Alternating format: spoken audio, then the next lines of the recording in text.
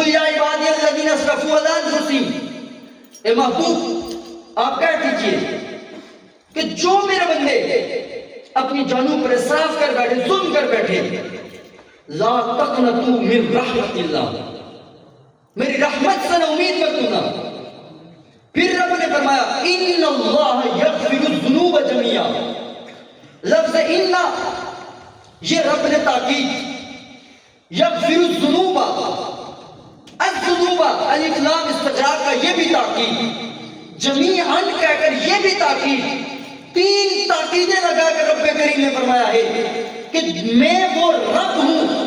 میرے بندے کا جتنا بھی گناہ ہو، جیسا بھی گناہ ہو، میں رب کریم اپنے بندے کے ہر گناہوں کو معاف کرنے والی ذات ہوں۔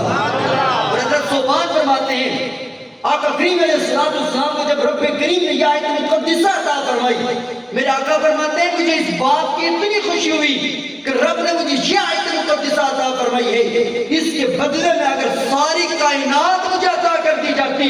اتنی خوشی مجھے اس بات کی نہ ہوتی جتنی خوشی اس بات کی ہوئی ہے کہ رب نے فرمایا ہے کہ میرا جتنا بھی گناہگار سے گناہگار بندہ جب وہ گناہ کر کے میری بارگاہ میں آتا ہے، اسے میری رحمت سے نا امید نہیں ہونا چاہیے، وہ توبہ استغفار کرے، وہ ندامت سے آنسو بہائے، بس مانگنا اس بندے کا کام ہے، اس کی مغفرت فرمائے میرے رب کا کام ہے۔